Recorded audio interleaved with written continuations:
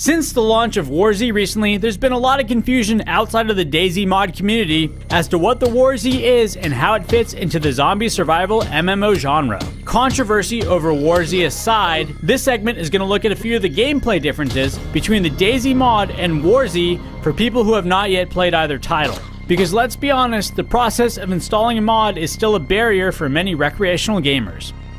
Let's start with the basics. DayZ is a mod for Arma 2 Combined Operations, a one-time $30 purchase on Steam.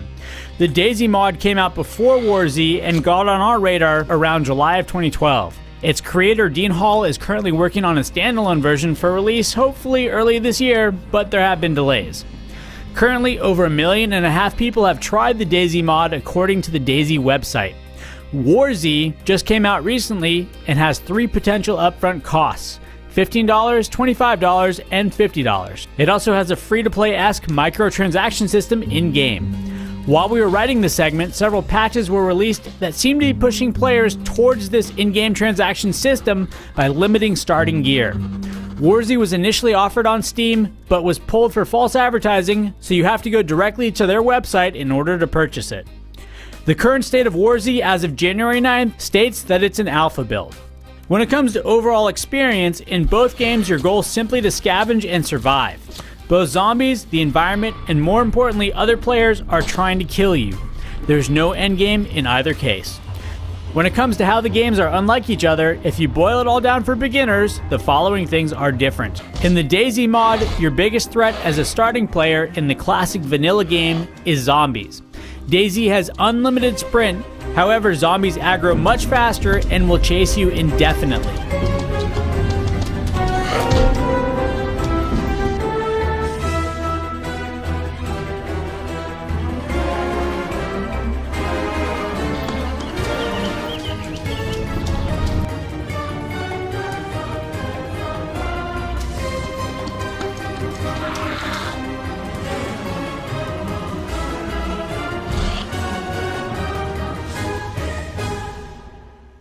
You can only escape them by exploiting zombie pathfinding issues on hills or indoors, by distracting them, or by killing them.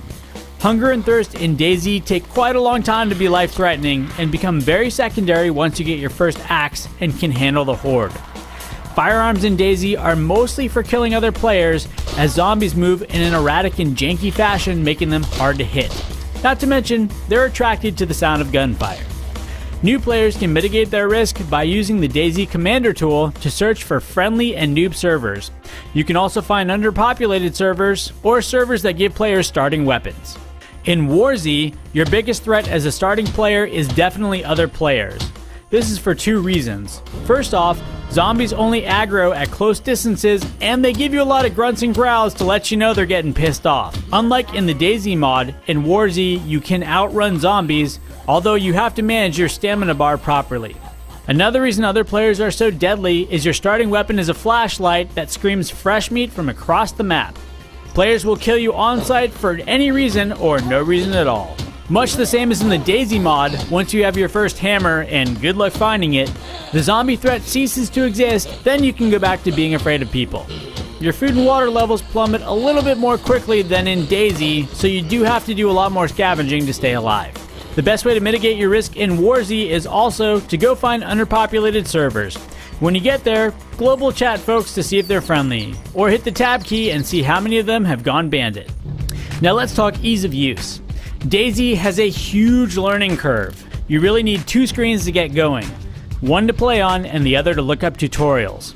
The inventory management system is, to put it mildly, a pretty terrible interface. To put it bluntly, it'll cause you to erase your guns, confuse you on how to get weapons up and running, and get you killed for standing in one place for too long.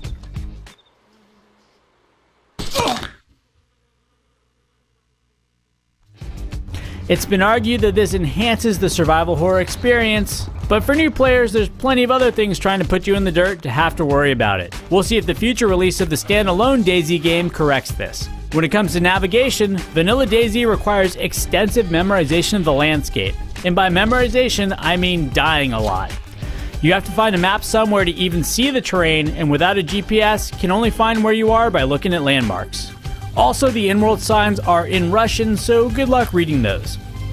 Finally, DayZ does remember your gear across servers. However, if you want to store gear for your next life, you need to find and pitch a tent. That tent is persistent only on the server you placed it in, and can be looted by any player who comes across it. Warzy, when it actually works, and that's a big when in capital letters, does have an edge over DayZ in terms of being a more casual experience. The inventory management system is a very intuitive drag and drop mechanic. Players start with a map that always shows their location and direction. While loot drop locations still require memorization, navigating to them does not. Learning the game is a fairly fast trial and error process, mostly consisting of learning to be more cautious when dealing with other players. There are safe zones, highlighted in red in Warzy, where players can go to store global inventory for their next life. Later on, this game ends up being kind of a squirrel simulator, with players collecting gear and stashing it in the safe zone while trying to avoid predators. The flip side of this is that Warzy gives players a 1 hour cooldown period after death. That is to say, you have 5 character slots, so when one character dies, you have to move on to the next character. Or the better option is just to delete your character and start a new one, because you lose all your loot on death anyway. It's a strange mechanic and seems to be targeted at an unimplemented skill system, or possibly a coin-op business model. While we were playing on January 9th, a patch dropped that seemed to permanently strip starting gear from players, even if they deleted their character and started a new one. So in conclusion, both games are survival horror. DayZ is a mod, Warzy is a separate standalone. DayZ is harder, but goes much deeper for experienced players, while Warzy is more casual and easier to get into, but you may have to load your hard-earned quarters into the microtransaction system to enjoy it. The wild card in this is the upcoming DayZ standalone game. With over 1 million players having tried the DayZ mod, there's no question that the genre is here to stay, and most likely more than one major publisher will try their own hand at it eventually. So have you played DayZ or Warzy? What do you think about the differences between the two?